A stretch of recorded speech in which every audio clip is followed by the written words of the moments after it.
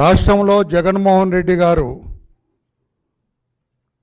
Vaikapa party అధ్యక్షులు, వారికి బాగా అర్థమైంది తాను రాష్ట్ర ప్రజల్ని ఆట్టే కాలం మోసం చేయలేను, పదే పదే మోసం చేయలేనని ఆయనకు అర్థమైంది.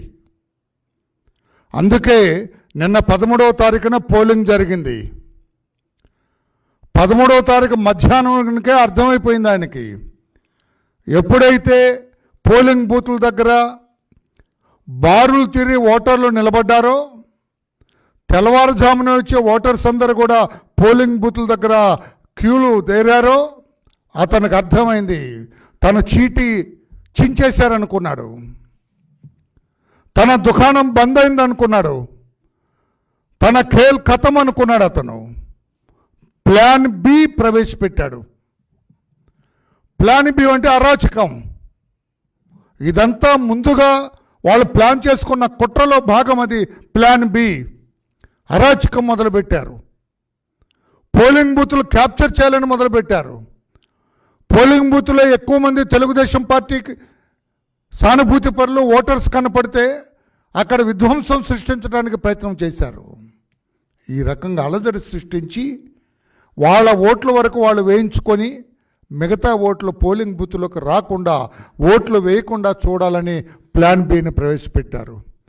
కానీ ఓటర్లందరూ కూడా అకుంఠితమైన దీక్షతోటి, అచంచలమైన విశ్వాసంతో ఈ నరరూప రాక్షసుడు వెళ్ళిపోవాలి, చంద్రబాబు గారు రావాలి, ఆ ఎన్డీఏ కూటమి రావాలి, అప్పుడే ప్రజాస్వామ్యం రాష్ట్రంలో పరిఢవిల్లుతుంది, అప్పుడే రాజ్యాంగపరమైన పరిపాలన వస్తుంది, అప్పుడే ప్రజా పరిపాలన వస్తుందన్న నమ్మకంతో వాళ్ళు చూపించిన ఆశలకి ఆశపడలేదు.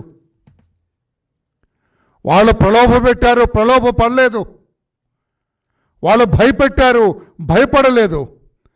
కర్రలతో కొట్టారు, భరించారు. రక్తం ధారలుగా కారుతున్నా కూడా భరించారు. ఓర్పుగా వెళ్ళి ఓటు వేశారు. మరి ఒక మహిళ తల చితికిపోయినా కూడా నేను ఓటు వేయాల్సిందని ఆ మహిళ చెయ్యి అడ్డం పెట్టుకొని పోలింగ్ బూత్లోకి వెళ్తే నరహంతకులైన వీళ్ళ గుండె మనస్సు కరగలేదు. అంతటి దుర్మార్గులు వాళ్ళు.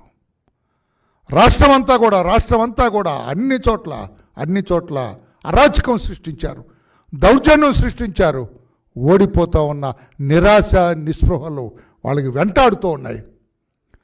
నిరాశ నిస్పృహలతోటి వైకాపా పార్టీ, జగన్మోహన్ రెడ్డి గారు అనే టీం కొట్టుమిట్టాడుతున్నారు. ఫ్రస్ట్రేషన్ అంటాం ఇంగ్లీష్లో.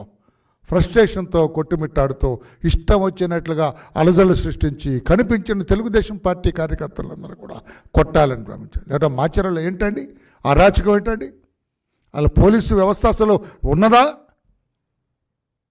పోలీసు వ్యవస్థ వెంటనే ఆ పిన్నెల్లి బ్రదర్స్ ఇద్దరిని కాళ్ళెర కొట్టి లోపల పడేద్దండి, మెడబెట్టి గంటి లాకప్లో తాళం వేసేద్దు లాకప్కి.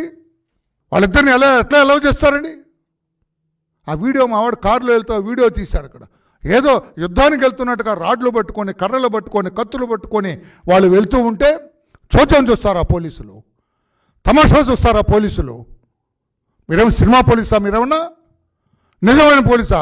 చట్టాన్ని కాపాడవలసిన మీరు, ధర్మాన్ని కాపాడవలసిన మీరు, చట్టబద్ధంగా వ్యవహరించవలసిన మీరు కర్రలు కత్తులతోటి వాళ్ళు వెళ్తుంటే చోద్యం చూస్తారా? వాళ్ళ కార్డన్ చేయొద్దు, వాళ్ళని పికప్ చేయొద్దు, ప్రివెంట్ వర్క్ చేయొద్దు, ఏం చేయకుండా చోద్యం చూస్తున్న ఈ పోలీసు వ్యవస్థని ఏమనాలో మాకు అర్థం కాలేదు. ఎలాగా వాళ్ళు బయట తిరిగి అర్హత ఏముంది? పిన్నెల్లి బ్రదర్స్కి కాళ్ళెర కొట్టి లోపల పడేయాల్సింది పోయి ఎలవ్ చేస్తారా? అక్కడ చంద్రగిరిలో ఆ నాని, అతను చాలా డొసైల్ మ్యాన్, చాలా మెతక మనిషి, మంచివాడు అతను ఇష్టం ఆయన చంపాలని ప్రయత్నం చేశారు. That was a clear case of attempt to kill him. అతను చంపడానికి ప్లాన్ చేశారు. ఎందుకంటే ఆ చెవిరెడ్డి ఫ్యామిలీ, చెవిరెడ్డి తండ్రి కొడుకు ఓడిపోతున్నారు అక్కడ. వాళ్ళకి స్పష్టంగా తెలుసు తాము ఓడిపోతున్నామని. అందుకే మా నాయకుడు నానిని లేపేద్దామని ప్లాన్ చేశారు. పోలీసులు చోద్యం చూస్తున్నారు. అక్కడ ఉన్న డిఎస్పీ, అతను సినిమా డిఎస్పీ, నాటు ఒరిజినల్ డిఎస్పీ లాగా కనపడలేదు నాకు. ఒక సినిమా పోలీసులా కనపడ్డాడు డిఎస్పీ. అంతా జరుగుతుంది అక్కడ తాడిపత్రిలో. వాట్ ఇస్ దిస్ తమాషా?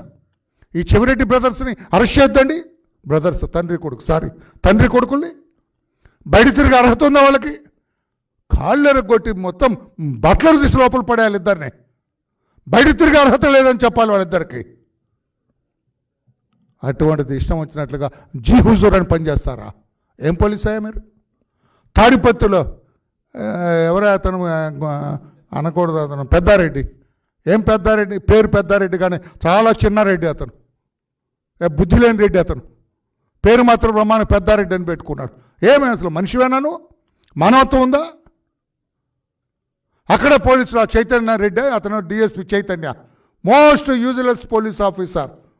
ఆంధ్రప్రదేశ్ రాష్ట్రంలో మోస్ట్ యూజ్లెస్ పోలీస్ ఆఫీసర్. నేను సారీ, నా నోటితో అటువంటి పలకను నేను.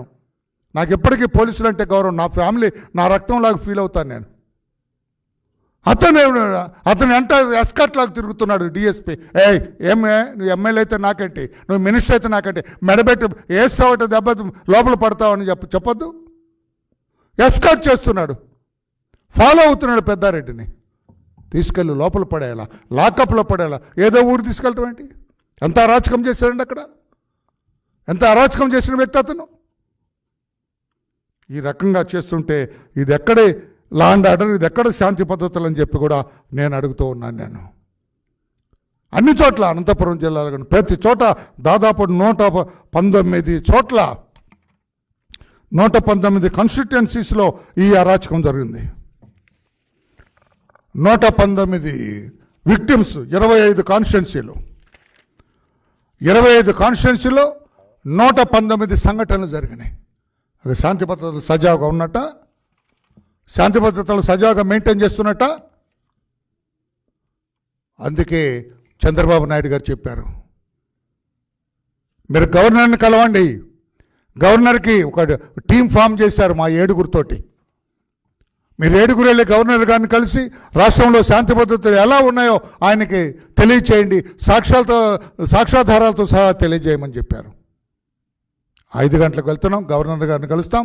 తర్వాత మేమందరం కూడా రేపు ఈ నైట్ కానీ రేపు ఉదయం కానీ బయలుదేరి మాచర్లు వస్తాం. మాచర్లలో పర్యటిస్తాం. మేము మా కేడర్కి ధైర్యం చెప్పవలసిన అవసరం ఉంది. ధైర్యం చెప్పవలసిన పోలీసులు నిస్తేజంగా ఉన్నారు. శాంతి భద్రతలు సజావుగా ఉన్నాయి, మీకేం భయం లేదని చెప్పవలసిన పోలీసులు నిస్తేజంగా ఉన్నారు. They are staring at the incidents. అందుకే మేము మా కమిటీ వెళ్తాం, కమిటీ పర్యటిస్తాం. మాచర్ల, తాడిపత్రి, నరసరావుపేట, అనంతపూర్, చంద్రగిరి వీటన్నిటిలో కూడా ఈ కమిటీ పర్యటిస్తుంది.